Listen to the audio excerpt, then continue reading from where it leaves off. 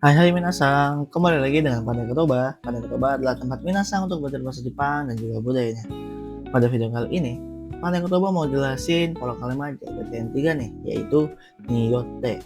Nah, niyote sebelumnya udah pernah kita bahas juga ya dalam video sebelumnya, dan juga pasti minasang pernah belajar ya niyote di tingkat N4, yang artinya agar atau supaya.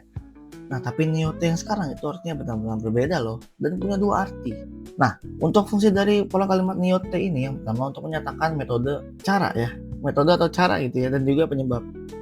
Tapi sebenarnya yang bakal kita fokuskan di pembahasan ini sih yang untuk metode nih teman-teman. Jadi yang penyebab nanti cuma buat selipannya aja lah supaya nggak bingung. Nah, untuk niyote ini ya, pertama itu artinya bisa kayak dengan ya. Tapi untuk benda-benda yang tidak berbentuk fisik ya. Kan kalau misalnya kalau kayak gunting ataupun pisau, kunci Inggris gitu ya, itu tuh bisa menggunakan partikel apa? D ya, bisa menggunakan partikel D. Nah, kalau niyote itu untuk metode seperti berdiskusi, bermusyawarah, apalagi beramai-ramai, nah itu bisa pakai niyote. Seperti itu minasang. Jadi simpelnya D itu buat cara, tapi buat memakai benda yang ada fisiknya, niyote itu metode ya. Jadi bendanya tuh nggak ada bentuk fisiknya. Kayak bermusyawarah itu kan nggak ada benda fisiknya kan. Seperti itu minasang. Kira-kira perbedaan antara niyote dengan partikel D. Sedikit catatan ya. Untuk pola kalimat ini ya biasanya sih tadi untuk aku jelasin ya. Pola kalimat ini untuk mengungkapkan metode yang pastinya bendanya itu tidak berbentuk fisik. Dan untuk cara menyusunnya pola kalimat ini biasanya pola kalimat niyote ini berdampingan ya, atau biasanya tuh sebelum ada niyote itu didahulukan dengan kata benda dulu nih.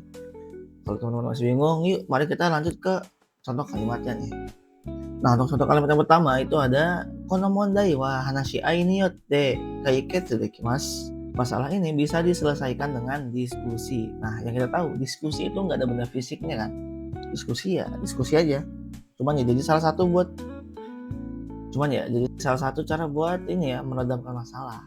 Jadi metodenya untuk menyelesaikan masalahnya apa? Itu hanashi ai ya, hanashi au, berdiskusi. Itu teman-teman. Dan yang kedua ini cuma selipan aja ya. Jadi niyote juga tuh ada yang arti karena, tapi sebabnya itu adalah sesuatu yang nggak bisa kita kontrol. Biasanya sih memang alam ya, kayak gempa, tsunami, gunung meletus gitu ya, dan lain-lain. Nah itu bisa pakai niyote yang artinya penyebab atau karena. Nah, niyote di sini ada contohnya nih. Jishin niyote ie ga kowareta ya. Karena gempa rumah saya rusak ya, rubuh gitu. Jadi kan ada penyebabnya. Dan biasanya memang sih ini ya dengan kata-kata yang atau kata-kata benda yang bersifat alamiah kayak gempa, tsunami dan lain-lain. Seperti itu minasang. Dan kesimpulan gitu ya dari pola kalimat ini sih sedikit ya, karena tadi cuma ada dua aja ya. Ada cara ya atau metode, dan yang kedua itu ada penyebab ya. Penyebab itu besar ya, kayak alam dan lain-lain. Oke, sebelum kita mengakhiri gitu ya video ini, ada kuis juga nih. Kali ini kuisnya juga terjemahin dari bahasa Indonesia ke bahasa Jepang. Bacaan itu ada kereta berhenti karena kecelakaan. Nah, kira-kira minasang tahu gak nih? Kalau minasang tahu, silahkan jawab di kolom komentar. Jangan lupa like, komen, dan juga subscribe channel YouTube Pandai Kotoba. Karena Pandai Kotoba masih akan terus update ya tentang pola kalimat yang sering banget keluar di JLPT. Terima kasih, jangan nih. Bye-bye.